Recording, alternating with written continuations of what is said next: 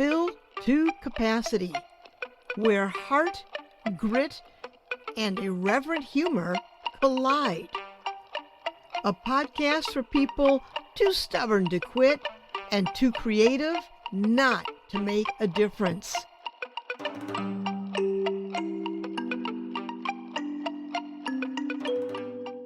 Hi, I'm Pat Benincasa, and this is Filled to Capacity. So glad you're here. Episode 125.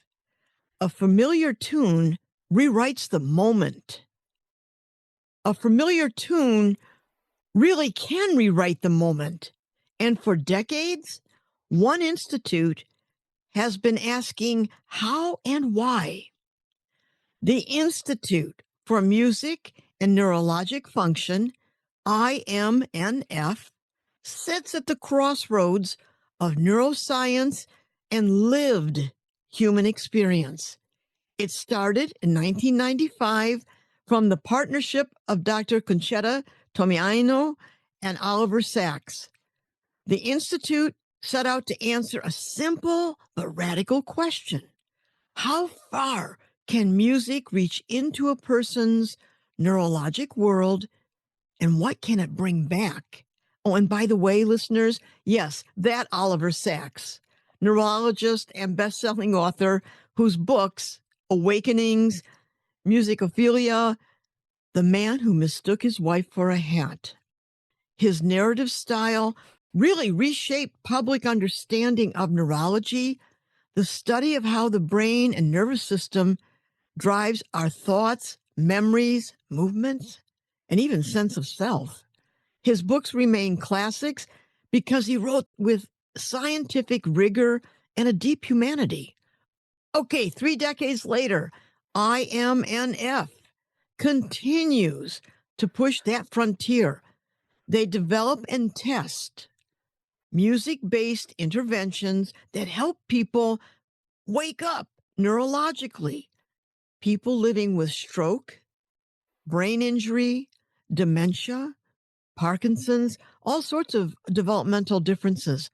They train therapists, healthcare workers, musicians, and family caregivers across the country, around the world. Today, IMNF is a hub.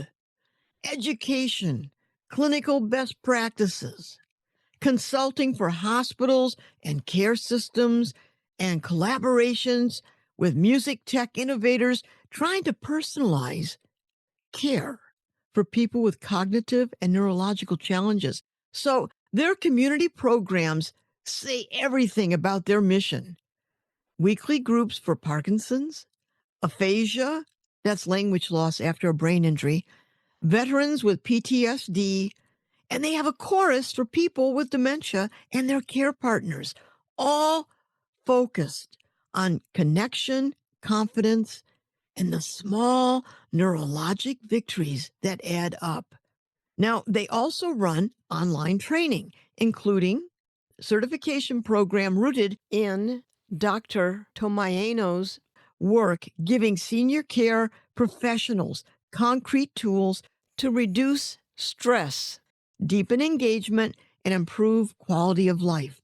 Bottom line, IMNF is where science and sound meet to help people reconnect with themselves and each other. And this brings me to today's guest, Justin Russo, Director of Programming, who shapes the training curriculum, leads the music and memory certification effort that now supports more than 5,800 organizations worldwide. His blend of strategy, creativity, and a musician's ear fits the mission perfectly. Okay, with all that said, welcome, Justin. So nice to have you here. It's my absolute pleasure. Thanks so much, Pat. Okay, so before we even get into the science, I'd love to start with you. What pulled you into this work? When did you realize this is where you needed to be? Okay, great question. So before joining Music and Memory and the Institute, I was a touring musician for many, many years. When I was younger, I joined about half a dozen bands, and some of them did pretty well, so I ended up traveling around the world. I got to see firsthand how to reach people with music, really, and that was a lesson for me. I remember one festival in particular.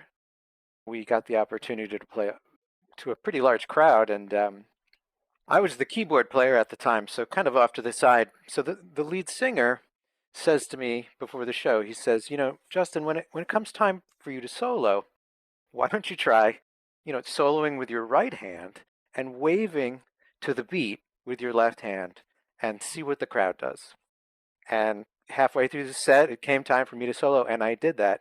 And 4,000 people waved back at me in unison. And it was absolutely amazing. And it was a huge moment for me to realize that, this wasn't just about playing songs that people like and want to hear. It's about a connection between the artists and the listener. And Yeah. that was a really profound moment for me at a pretty young age too. So for a long time, that was just all I ever did. I wrote songs and produced songs and played them and had a great time doing it. I don't mind saying. Oh, I bet you did. Actually, it brings me to my next question.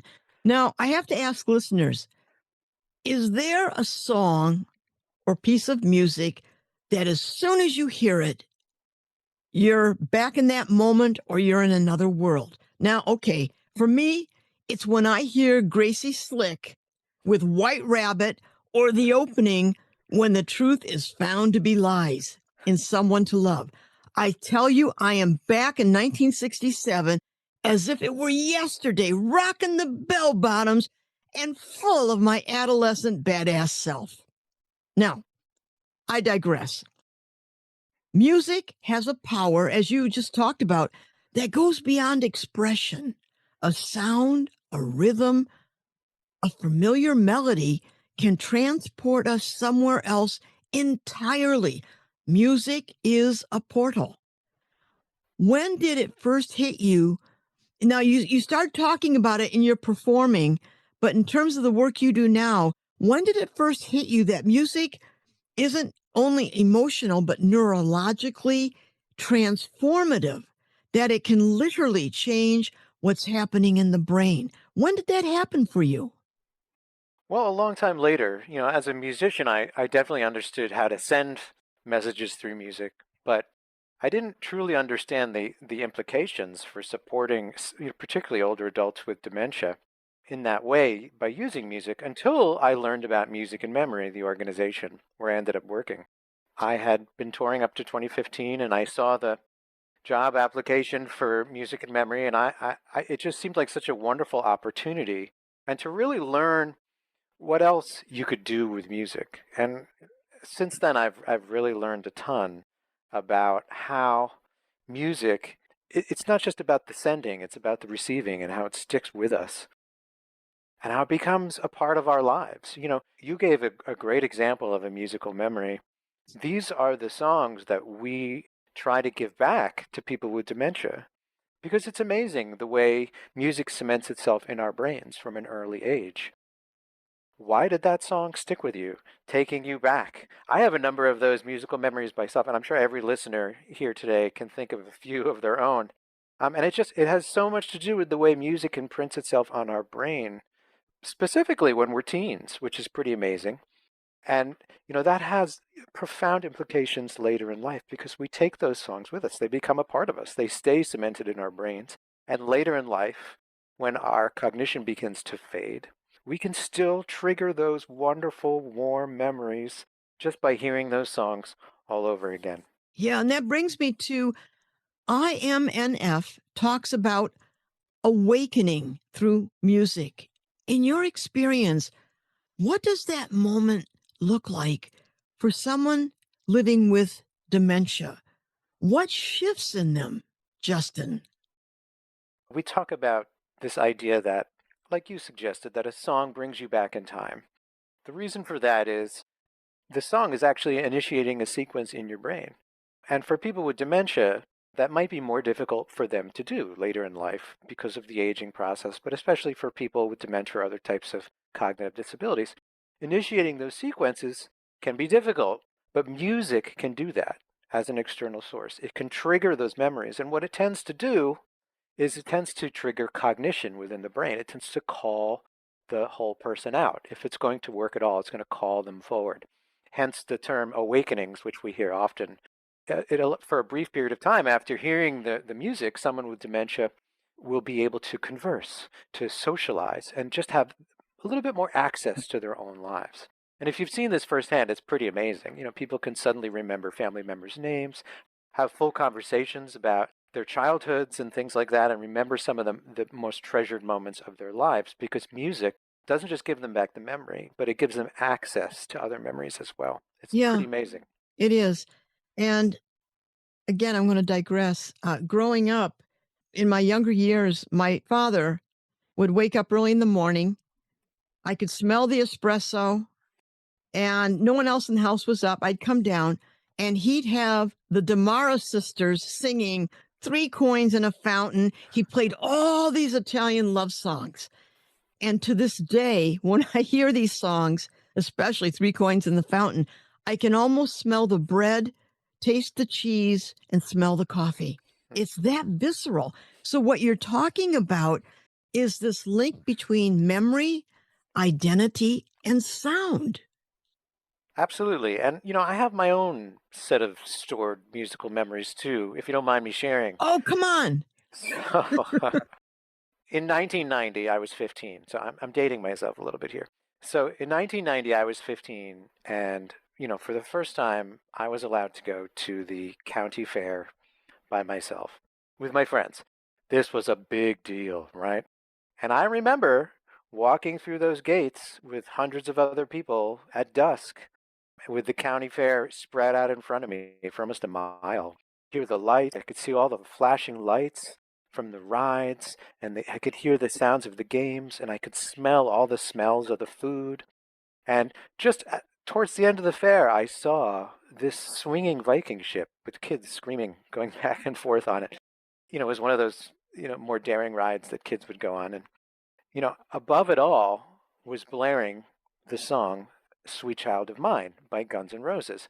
Now, a funny song to have as a memory, right? You wouldn't normally associate rock with this sort of tender memory of coming to age, but there it was. And at any time now, I'm 50 now, at any time I can still listen to that song.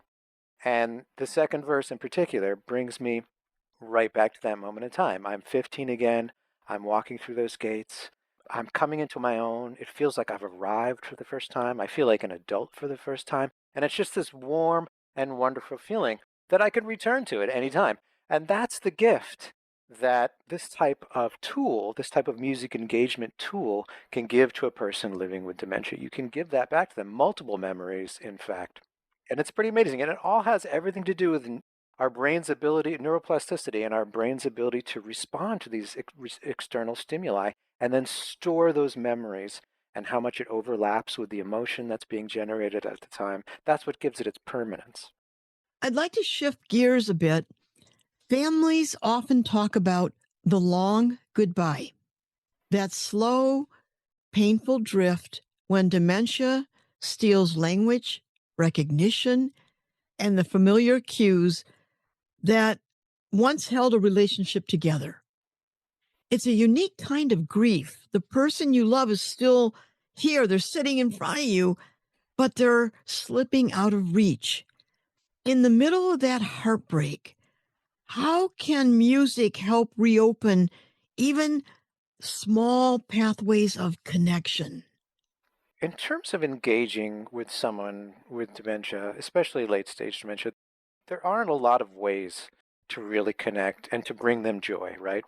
The smell of a favorite food, the sound of maybe a loved one's name or a loved one speaking to them that they can remember, and music, right? Music is just one of those things that can break down those barriers and allow people to connect. One of the things we always say with this type of engagement is that it's really the gift that gives twice, because not only are you giving them back the songs that trigger memories and boost cognition and allow them to be themselves for a little while, but you've taken the time to get to know them and the songs that really make up who they are, right? It's music is just this wonderful way of getting in touch with a person's humanity. If you and I sat down and started talking about these memories and started talking about these important songs that make us who we are, you're going to know me. Yeah. As soon as I start listing them, you're going to know exactly who I am and why that's important. And so, for caregivers especially, this is a wonderful way to connect. And professional caregivers and family caregivers too. Professional caregivers will tell you it's very difficult to connect with the people they support because they're hard to connect with. They tend to be more disengaged and aloof and isolated. But you can spark more social engagement through music, and that's what we train caregivers to do in that way. And family caregivers can do the same thing at home. So if you're a family giver at home here today, this is something you can do without a lot of training. You could find the songs that are really important to someone from their formative years and play them proactively before activities you want to support, before times you want to spend together and enjoy. And you'll see some of these same results. It almost makes me want to say to listeners, if you have an aging parent or loved one, sit down and ask them, what are your favorite songs? Do it now while they're clear, they're lucid, and just walk down that memory lane with them, but just jot down that playlist Yeah, absolutely. and tuck it in the drawer, desk drawer sometime. But when the moment comes, and as you so beautifully stated, Justin, start getting to know them by playing those songs and seeing what evolves. Absolutely. There's a real intergenerational quality to this. Yes. Um, because it's something that develops very early on in our lives. If you're working with someone with dementia or a loved one with dementia, they've had those songs for a long time. And you've had yours for a long time. So even if you're a young person, we always say it's never too early to start thinking about getting to know your family's favorite songs or Yeah. thinking about your own. I imagine when you train caregivers that some of them come to you thinking that music therapy is just entertainment or diversion. What do you teach them about using music intentionally and about what it's doing to the brain? How do you do that? We have specific tools that we teach for engagement, but the basic premise is that, there is a difference between listening to music for enjoyment and for clinical value. And the difference is you're trying to achieve specific therapeutic outcomes. If you use music intentionally in accordance with research-backed best practice, you can achieve specific outcomes. You can improve someone's activities of daily living, which you'll hear a lot in senior residential care. They're always trying to improve ADLs or someone's activities of daily living, how they function during meal times, how well they're able to go to sleep, how well they're able to transition between environments or go to medical appointments or go through morning bathing and toileting routines. This is functionality that people lose over time. But if you use music proactively, if you use music consistently, you can target those specific outcomes Mm. and strengthen them. And people do learn, and they can continue to learn, and they can continue to improve those skills over time, even with the late stage dementia. These are the tools that we try to teach Mhm. and leave people with. What are ADLs? Activities of daily living. Oh, thank you. So for example, if you're trying to help someone maintain a healthy weight, right? Boost their nutrition. You can, and this is considered an activity of daily living, right? Maintaining proper nutrition. So if you were to say, for example, play them a playlist of their favorite songs that trigger memories about 30 minutes before meal times, over time, you'll see a marked improvement during meal times. They'll be better able to recognize their caregiver and the food that's being offered to them. In some cases with advanced dementia, they'll be able to chew and even swallow in some cases, which has profound implications for care. And it also tends to alleviate some of the anxiety around the eating experience too. So it just makes it much easier for them to get through the experience and for caregivers too to provide them care in those contexts. So, and we've seen from nutrition studies that they actually eat more and do better. So it's pretty amazing and effective. Oh, that's fascinating. Now, your programs serve veterans with PTSD, people with Parkinson's, those living with aphasia, When you look across all these groups, what is music unlocking that traditional therapies often miss?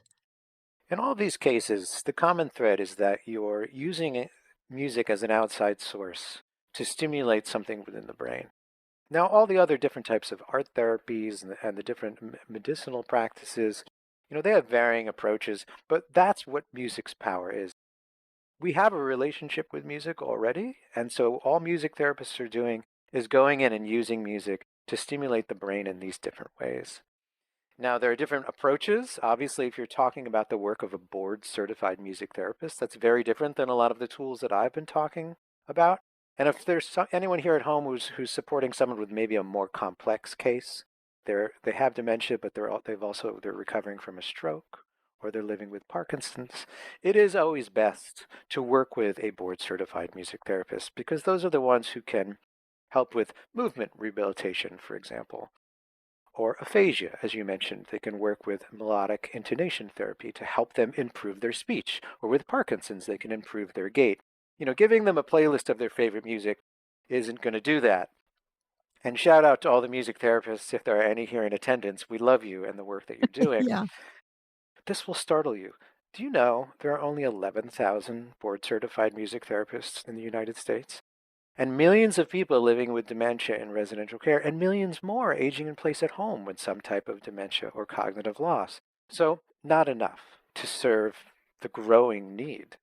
And that's why it's part of the mission of the Institute to create these scalable models and to train frontline care staff and family caregivers to have these best practices from music therapy and use them in daily care. What is the music and memory program specifically? I'm glad you asked. So that's probably the best example of a scalable model of music therapy. Music and memory started in 2010. Well, the founder at the time, his dad was in a nursing home. His dad didn't have access to any type of music. And he thought to himself, when I'm in a nursing home, I want to have access to all my 60s favorites, the Beatles and the Stones and all that stuff. I better have that stuff with me. And so he started creating playlists for all the people, his dad included, and that started the Music and Memory program. And he later connected with the Institute and started to understand some of the clinical aspects of what he was doing and developed a methodology for doing it. And it grew out of that. And it grew into this very successful, scalable program. And since 2010, we've certified over 5,800 healthcare sites in the US. Music and Memory is in every state. 29 states have made music and memory part of policy, thanks to state government leaders around the country, which is to say they've either highly recommended this or mandated it for all their residential care. And to great effect on a statewide level. The state of Texas, for example, you wouldn't believe this, has lowered its antipsychotic rate by 94%, which is to say the amount of antipsychotic medication being prescribed. They were using a lot of tools, but music and memory was one of them, these non-pharmacological interventions as an alternative to these traditional approaches to behavioral interventions. And it's just made a profound impact over the years. So for the last 15 years, music and memory has really proven itself as one of the better working scalable models. What you're really talking about, Justin, is approaching the question of quality of life, and that music somehow restores a sense of self that illness and maybe sometimes medications, and I know they're needed, but sometimes that illness tries to erase. And so, in terms of introducing quality of life, it sounds like that's the focus of what you're trying to do. Yes, I think it is. And to be fair, there have been big pushes for person-centered care across the United States. But if you're on the ground, and even now, you see the gaps. It's just a very difficult thing to do to provide person-centered care. For family caregivers at home, it's incredibly difficult because the job is quite laborious and painful often at times. And it's oftentimes very difficult for care staff who just don't have the time to say, sit with someone for a few hours and get to know the music that they love, let alone the other 35 people on the memory care wing that they have to support on a daily basis. In addition to which, many of them have $20 a month in budget for doing this. So, they're ill-equipped and ill-trained, and that's part of the reason for our mission, is to get out there and give them the tools they need to make it person-centered. Because the truth is, care in residential communities should absolutely be person-centered. That should be at the forefront, right? And I'm Yes. sure every family member here listening now with someone in residential care has a story or two about how they haven't seen that happen. And I've seen firsthand just how even the best equipped organizations fail to deliver it on a daily basis. And I know that they try. And I know that many have succeeded. And those that succeed usually talk about the challenges and how it really takes an administration at that organization to be behind it. Because a lot of this isn't reimbursable. So they have to Yeah. do it because they love what they're doing, because they love to provide care on that level. But music and memory is one of those few tools that an organization can apply immediately and meet those standards. And we're Yeah. blessed because, the federal standards, CMS standards, music and memory meets every one for person-centered care. Understandably so, right? Because Yeah. you're not just giving them this wonderful experience, but you've taken the time to sit with them for long periods of time. Yeah. The way we live, it's somewhat stressful in the sense of everything we do seems to be fast, fast information. You need to know something, you go on Google. Everything is done dropping off kids, picking them up. Whatever we're doing, it seems like we're doing it at hyper speed. I was thinking about the sandwich generation. Those are the folks taking care of raising their kids, and then they're taking care of their parents. And they're in between juggling two labor intensive responsibilities and going about their jobs. I mean, it's really quite a handful.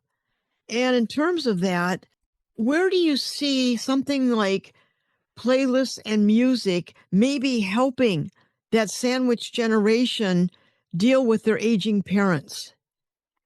Well, I think there are a lot more aging parents these days. There are a Yeah. lot of baby boomers retiring, right? And so that the number of people in this category who need these types of supports is really ballooning exponentially. So that's a challenge. Economically, the landscape in America has changed dramatically over the last 30 years. Nowadays, as you know, both parents typically have to work, so that Yeah. makes caring for a parent, it's almost impossible to be a primary caregiver unless one parent agrees to not work or they get subsidized in some way. So it's very difficult. The environment is different from when all those baby boomers were growing up, when parents usually lived with the kids and the grandkids, which, to be honest with you, I wish we could go back to that world. Yeah. When I was growing up, that's kind of how it was. And, I still saw traces of that. And I really understand the value of why that approach was taken. But things are different now. Things are moving much faster with AI. But, that's not the way to care for somebody. You can't care for somebody quickly. That's not the way to love somebody. You really have to spend time with them. You really have to get in there and be together. And that's really what care is on that level. And music and engagement tools, creative arts therapies, if you're a family caregiver or just spending time together are ways to do that. Music isn't the only way to engage with a loved one at home. My dad's aging in place at home right now. While we do listen to music, a lot of our engagement just centers around being together. We've realized the value of not moving my dad anywhere.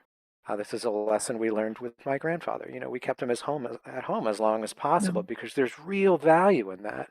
Because there's so much learned memory, there's so much preserved memory around an environment.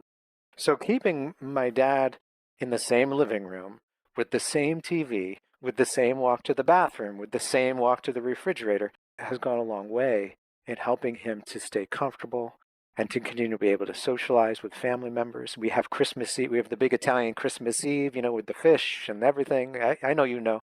And it's always the same at the same table with the same napkins and everything. And it's been that way for 50 years. So, and we do that for him. And that's love. What you're also talking about is, I don't know, I almost want to say the sacredness of every day, the routines that we have. And the fact that you have all these routines the way you lived for the last 50 years in place, but those routines are like a blanket, especially as memory starts to fade. They know how many steps to the bathroom, they know what to expect Christmas Eve. There's something very comforting about routine, but it seems we have to work on preserving those routines. I think that's a critical part of care. And one of the things that I've learned in the last 10 years doing this work is that stability is really important. Change, rather, is incredibly difficult for someone with dementia. It can be very overwhelming. And that makes sense. When you're transitioning between environments, for example, whether you're going to a medical appointment and you're transitioning to transportation and then to a noisy waiting room, that's very easily overwhelming for someone with dementia because they can't process the change as quickly as they used to. We do it very easily. We generalize very quickly. Oh, I'm over here, I'm over there, it's no big deal. I'm making a left turn, I'm going outside, I'm putting my jacket on. It's no big deal. But that's a lot more difficult for someone with dementia, and that's why the stability matters, and that's why the routine matters, and that's why preserving all those routines really matters. And that's how music can help. So if you're transitioning between environments, we always teach playing music before you leave, because when you're in that immersive headphone environment and your cognition is activated, you're going to be better likely to understand why you're in that new environment, why you're in transportation going somewhere, why you're receiving dialysis, what the doctor is trying to tell you, where the caregiver is leading you, and why it matters. You'll be much less likely to go into distress, which is always what you're trying to avoid. You're trying to use these tools proactively to avoid episodes of distress, because those usually compound and can lead to other issues.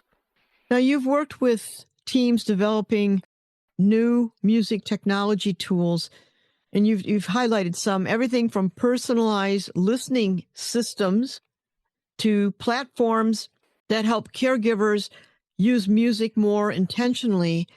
When you look ahead, Justin, where do you see this field going? Beyond personalized playlists, AI supported interventions, maybe new tools we haven't even imagined yet? Where do you see it going? That's a great question. So let me just preface by saying for anybody who's interested in learning more about the intersection between science and technology, please, please, please come to the Institute's annual symposium and awards ceremony. We just had ours last month. It's called the Music as Power Symposium and Awards. We regularly, annually bring scientists, neurologists, and practitioners together to talk about this very topic, where this is going. And it's pretty amazing. Now, I also want to say that, we still very much focus on low-tech solutions because of their learning curve, especially if the person can still use the technology. You want to make it as easy as possible for them. You want to make it as easy as possible for caregivers too. But there is a lot of exciting stuff going on. I think the advent of Alexa, these new technologies where you can basically just speak to a device and get what you need, can be very helpful, especially for someone who needs extra engagement at home. So I'll give you an example. We got my dad an Alexa Amazon show, an Amazon Unlimited music streaming account. And my dad loves this thing. He talks to Alexa all day, basically. She's a family member. My mom scolded me one day for being rude to Alexa. It's really funny. But he loves to talk to Alexa. He loves to play 20 questions. He likes to ask where all his favorite movie stars are now and things like that. So for anyone at home who just wants a tool for a little extra engagement for someone who's aging in place, it can be really helpful. And it's just great for getting extra information on how to support someone. It can be helpful for reminding them to take medication or how to do something. These days, you can even hook it up into the lights of a room. You can have the room lights go on. You could turn this on, turn that on. You can really rig your entire house to be voice activated. So it's pretty amazing. Looking further ahead, there's even more amazing studies being done. What we're learning, and I don't know a ton about this, but what we're learning is that not only does music carry these different biomarkers that we all respond to. Biomarkers are the body's measurable signals, changes in the heart rate, brain activity, movement, speech, sleep, or blood chemistry that reveal what's going on inside of us. But our speech does as well. There are, I learned just recently at our symposium that they've identified over 1,500 biomarkers just in the way we talk that can indicate our mental health status, if you can believe it. And so now they're developing all of these tools such that you can just really talk to the app and it'll diagnose exactly how you're doing and make some non-pharmacological recommendations for improving your overall mental health in the short term and in the long term. So it's pretty amazing where this is going. There are some wonderful applications being developed. I know a lot of people talk about the risks of AI and things like that, and I'm definitely in that camp. As soon as I learned about all these biomarkers, I thought to myself, the days are over when I can just put on my dark sunglasses and nobody's going to know what's going on. Because the minute I open my mouth, it's all going to be out there. It's done. It's done. That's it. For every scary potential application, there are a number of really powerful ways that we can help our loved ones have a better quality of life. And we should look into that. Well, I think that's terrific. I have to tell you, Justin, from this conversation, I look at Alexa with different eyes now. I really do. Your story with your dad engaging, I think that's awesome. It's like he doesn't have to feel alone or feeling isolated. He can just ask Alexa, whatever Right. happened to so-and-so, that actor? It's pretty amazing to watch. Oh, it's instant conversation. What's one story? I know this is going to be hard for you with all the people you've worked with. What's one story, big or small, that stays with you? A moment when music changed the trajectory of someone's day or their dignity or their connection to the world around them. Is there a story? Sure, of course. I could give you one. So this is going back a ways, but we were working with an organization. We were showcasing some of the tools for music engagement, and we were working with a participant an older adult who was exhibiting some challenging behaviors. She was becoming rather despondent and actually a little bit paranoid about the care that she was being given, and she wasn't as receptive to care.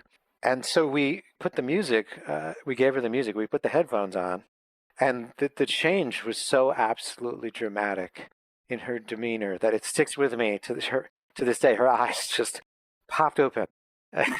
I forget I think the song was "Stand by Me" or something like that. Maybe it was the John Lennon version, but her eyes just popped open, and this broad smile just broke across her face, and it was absolutely beautiful to see. And she just stood up and started singing the song. She stood up, first of all, which was amazing, and she just started singing the song and dancing. She started dancing with herself around the halls. And the most important thing at the moment, in addition to giving her something beautiful, was that everyone there saw it. They saw the value of the music. All the clinicians there who may have been wondering, why are we here? Why are we doing this? Is it music just for entertainment and relaxation? They had that aha moment too, where they saw, oh, wait, this isn't just for relaxation. This isn't just for activities. This is a nursing intervention where we can actually achieve clinical outcomes. They saw it. And that's what the results really show when you look at this and you use it in accordance with best practice. So, for listeners caring for aging parents, partners, or friends, what's one simple, accessible way they can begin using music today to support someone they love? Great question. So, if there's anybody here listening who's a primary caregiver, first of all, I love you. You're doing a great job. Take a break for yourself. We know that that's very difficult, but try if you can. Care for yourself, before you go back to caring for someone else. And, take advantage of some of the resources offered by the Institute and by Music and Memory specifically. Music and Memory has a wonderful free guide on its website. So just go to musicandmemory.org and click on free guide, how to make a personalized music playlist for a loved one at home. It details the process for finding the right songs, which songs matter, which songs don't. And then it talks about how to use them to support daily routines. Pretty simple, just like everything we've been talking about today. Just getting to know the music that really matters, the songs that really lights someone up, and then using them to support their quality of life. the guide breaks that down and you can take it with you. You can share it with others. So if you have someone in mind that could benefit from this is a great thing to share. And as we talked about earlier, even if someone's in the early stages of aging, this is still a great time to do this, especially during the holidays. It's never too early to start thinking about doing this stuff. And the holidays are a particularly wonderful time to do it because we're all listening to those favorite songs. And it can become a shared holiday experience. It can become a shared family experience if you do it during the holidays. So that would be my recommendation. Yeah. And thank you for mentioning the incredible work caregivers do and the need for caregivers to really take care of themselves. And that's the farthest thing from many of them. They don't think about themselves. They're always thinking about the person they're caring for. And so that shout out is really important that we take care of ourselves as we take care of others. Justin, as we get to the top of the hour, I want to thank you for joining me on Filled to Capacity. I'm grateful for the clarity, care, and compassion you bring to this work, and for reminding us that music isn't extra, it's essential. Thank you so much for coming on. It was my pleasure. Thanks for having me. Thank you. And listeners, thank you for joining us today. And I will post links in the show notes to the Institute for Music and Neurologic Function and to the Music and Memory Program. Take care. Bye.